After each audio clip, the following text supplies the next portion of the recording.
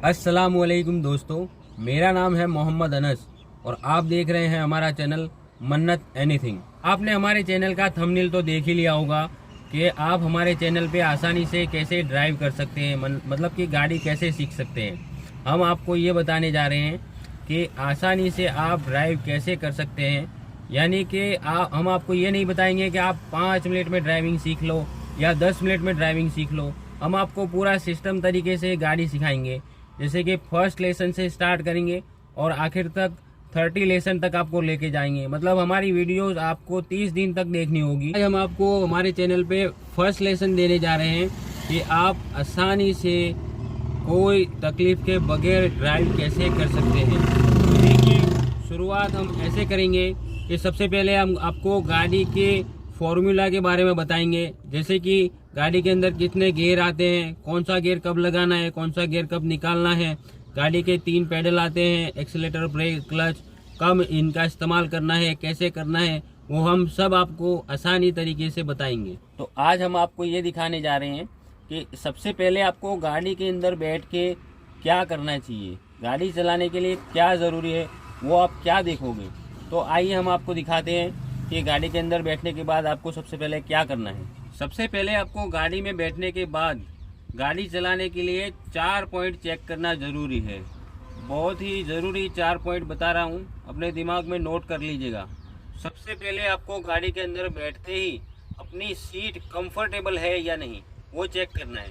वो आपको किस तरह पता चलेगा कि आप सीट को आगे ले जाकर देखोगे कि आपका बायां पैर क्लच पे पूरा दब रहा है या नहीं दब रहा। अगर क्लच पे पूरा पैर दब रहा है तो इसका मतलब है कि आपकी सीट एकदम कंफर्टेबल है। और सीट कंफर्टेबल होने के बाद आपको सीधा सीट बेल्ट लगाना है। सीट बेल्ट दोस्तों लगाना बहुत ज़रूरी है। देखिए, सीट बेल्ट आपको ऐसे लगाना है जैसे कि बाएं हाथ में मेरा सीट बेल्ट का लॉक है और दाएं हाथ में पट्टा है। आपको बाएं हाथ इस लॉक को खींचना है, ऊपर से डोरा इस तरफ लगेगा नीचे। इस तरह से आपको सीट बेल्ट पहले कंफर्टेबल लगा लेना है। दूसरा नंबर में आपको चेक करना है गाड़ी का गियर न्यूट्रल में है या नहीं। अगर गाड़ी का गियर न्यूट्रल में नहीं है तो आपको सबसे पहले गियर न्यूट्रल में डालना है। तीसरे नंबर की चीज़ है गाड़ी के साइड ग्लास। आप बंद बॉडी के अंदर बैठे हो, आपको दायां बायां कुछ नहीं दिखेगा, तो वो देखने के लिए आपको साइड मिरर में देखना बहुत ज़रूरी है। आप देख सकते हैं मेरी बाईं तरफ का मैंने ग्लास सेट किया हुआ है।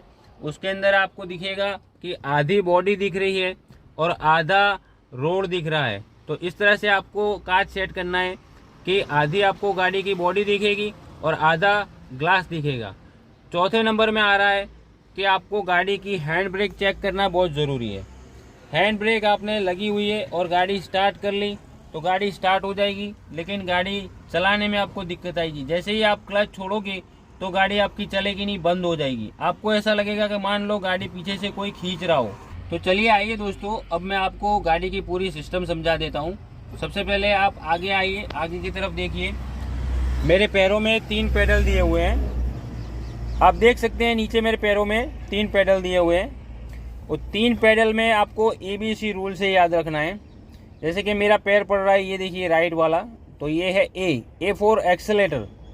बीच वाले पेडल पर पड़ रहा है ये B फॉर ब्रेक। और बायां पैर पड़ रहा है C फॉर क्लच। यानी कि 3 पेडल को आपको A, B और C ABC रूल में याद रखना है। दोस्तों, ये खास ज़रूरी है कि आपको कौन सा पेडल किस पाँव से यूज़ करना है और कौन सा पाँव किस पेडल पे रखना है। दोस्तों, आप देख सकते हैं मेरे पाँव में एक पाँव मेरा दायां पैर जो है वो एक्सीलेटर पर मैंने रखा हुआ है और बायां पैर है वो मैंने क्लच पे रखा हुआ है। ये क्लच वाला पेडल मैं नीचे रख रहा हूँ। आप जैसे बाइक चलाते थे तो एक हाथ में आपके रेस आता था और दूसरे हाथ में क्लच आती थी। अब जैसे आप 4 व्हील चलाओगे तो आपके एक पाँव में एक्सीलेटर आएगा और दूसरे पाँव में क्लच आएगी। मान लीजिए आपको गियर लगाना है तो सबसे पहले आपको क्लच दबाना पड़ेगा। और क्लच कैसे दबाना है, पूरा का पूरा दबाना है कि सामने दीवार पर आपका पैर हटना चाहिए और राइट वाला पैर एक्सीलेटर पे हटा के नीचे रखना है, ना कि एक्सीलेटर पर रहना चाहिए। अगर आप ब्रेक करना चाह रहे हो तो भी आपको इसी तरह से करना है।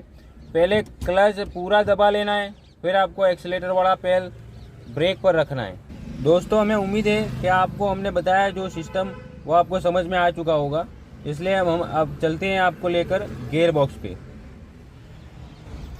ये देखिए आप, गियर बॉक्स मैंने एक पेपर में बनाया हुआ है, आप देख सकते हैं, ताकि आपको आसानी से पता चल सके कि कौन सा गियर कौन सी तरफ है और किस तरह लगाना है। पेपर में आप देख सकते हैं मैंने बीच में न्यूट्रल बनाया हुआ है। न्यूट्रल क्या है वो इस पेपर में आपको पता चलेगा। आप गियर बॉक्स में देखोगे तो उससे आपको कम समझ में आएगा, लेकिन आप पेपर में देखोगे तो आपको ज़्यादा समझ में आएगा कि न्यूट्रल आखिर गियर में होता क्या है। न्यूट्रल कोई गियर नहीं है, लेकिन न्यूट्रल इसलिए बोला जाता है क्योंकि गियर बॉक्स के अंदर टोटल 6 गियर आते हैं। आप देख सकते हो 1 2 3 4 5 6 दोस्तों 6 गियर बने हुए हैं, और 6 गियर का जो बीच वाला हिस्सा होता है उसको बोलते हैं हम न्यूट्रल, यानी कि इसे हम सादी भाषा में कह सकते हैं कि गियर का बीच वाला हिस्सा। दोस्तों आप देख सकते हैं मैंने जैसे आपको बताया न्यूट्रल, तो न्यूट्रल गियर अब हम आपको गियर बॉक्स में समझाएंगे। देखिए आप मेरा हाथ देख सकते हैं कि आपको गियर पर हाथ किस तरह रखना है। आपको ऐसे मुट्ठी बनाकर हाथ गियर पर रखना है, ना कि इस तरह से। और गियर को एकदम टाइट नहीं पकड़ना है, गियर को एकदम हल्के हाथ से बिल्कुल ढीला पकड़ना है, ताकि आसानी से आप गियर को जहां मोड़ो उस तरफ मुड़ जाए। देखिए हम आपको न्यूट्रल समझाते हैं। जैसे कि मान लीजिए कि मैं लेफ्ट कर रहा हूं तो गियर लेफ्ट की तरफ जा रहा है, राइट कर रहा हूं तो राइट जा रहा है, यानी कि ये गियर का अभी बीच वाला हिस्सा है, इसको हम बोल सकते हैं न्यूट्रल। अभी हमको गियर आपको लगा के सिखाएंगे।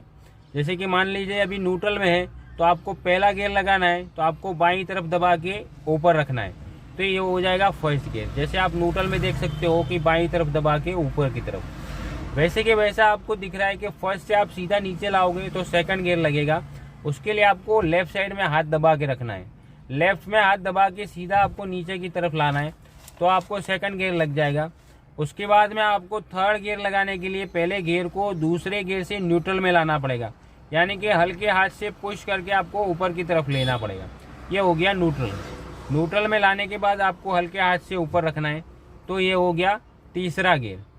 तीसरे गियर से आपको चौथा गियर लगाना है, तो आपको सीधा नीचे की तरफ गियर लाना है, ये हो गया चौथा गियर। और चौथा गियर से आपको दोस्तों पांचवें गियर में जाने के लिए स्पीड बढ़ानी पड़ती है। मान लीजिए कि आपकी स्पीड 70-80 पर जा रही है, तो आपको पांचवा गियर की जरूरत पड़ेगी। उस टाइम आपको गियर बीच में लेकर, यानी कि न्यूट्रल में लाकर राइट तरफ खींचना है और ऊपर रखना है। जैसे हम पहले फर्स्ट गियर लगाया था, वैसे के वैसे आपको राइट साइड खींच के ऊपर फिफ्थ में लगाना है। और फिफ्थ से आप डायरेक्ट रिवर्स में नहीं आ सकते, फिफ्थ से आपको सीधा गियर न्यूट्रल में लाना है। और मान लीजिए कि आपको रिवर्स गियर की ज़रूरत पड़ती है, तो आप न्यूट्रल में गियर ला के न्यूट्रल चेक करते हैं इस तरह से, लेफ्ट और राइट। उसके बाद में आप राइट साइड खींच के नीचे करते हैं, तो ये हो जाता है रिवर्स। तो दोस्तों ऐसे करके हम गियर का यूज़ कर सकते हैं, सही इस्तेमाल कर सकते हैं। तो दोस्तों देखा आपने कि मैंने आपको जैसे गियर पूरा समझा दिया कि फर्स्ट गियर से लेकर रिवर्स गियर तक आपको किस तरह से गियर का इस्तेमाल करना है। अब मैं आपको लेकर चलता हूँ स्टीयरिंग की तरफ। चलिए आइए आप देखिए, स्टीयरिंग का थोड़ा समझ लीजिए ताकि आपको गाड़ी चलाने में आसानी रहे। दोस्तों ये होता है गाड़ी का स्टीयरिंग। जैसे आप देख सकते हैं राउंड अप रहता है। जैसे पहले आप बाइक चलाते हैं तो बाइक में आपको हैंडल दिया रहता है, तो आप हैंडल से इस तरफ मोड़ते हैं तो इस तरफ चली जाती है, इस तरफ मोड़ते हैं तो इस तरफ चली जाती है।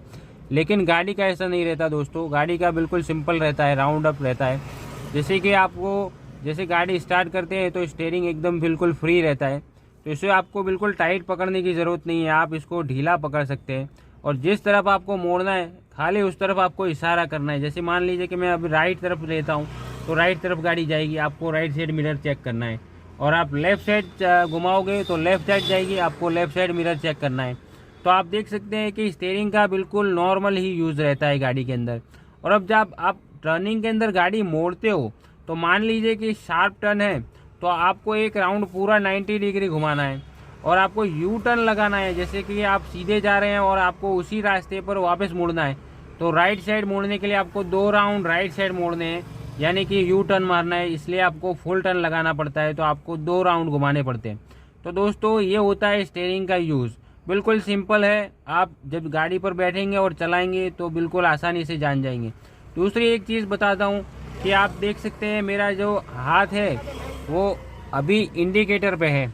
जैसे मैंने राइट साइड उंगली रखी है वो है राइट साइड इंडिकेटर, उससे आप साइड लाइट जला सकते हैं गाड़ी की।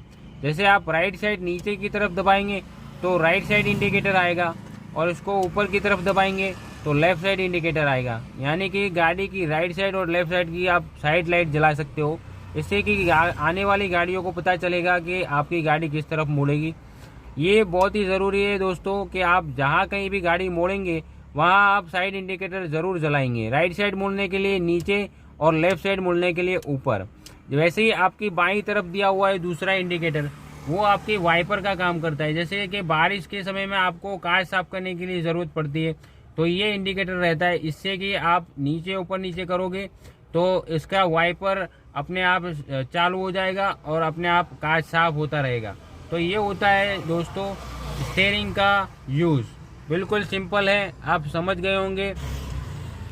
तो दोस्तों उम्मीद है कि हमने आपको जो भी इन्फॉर्मेशन दी है गाड़ी के चलाने के बारे में वो आपको पसंद आई होगी। मैं उम्मीद करता हूं दोस्तों कि आज की वीडियो में जो भी आपको गाड़ी चलाने के लिए इन्फॉर्मेशन मिली है वो आपको बहुत ही यूज़फुल होगी। आप इसी तरह से मेरे चैनल पे बने रहिएगा और मेरे चैनल को सब्सक्राइब कीजिए। अगर आपको मेरी वीडियोस पसंद आती हैं तो प्लीज़ लाइक करिएगा, अपने दोस्तों में शेयर करिएगा और अपने रिश्तेदारों में भी शेयर करिएगा, और मेरी चैनल को प्लीज़ प्लीज़ प्लीज़ सपोर्ट करिएगा। Do the subscribe.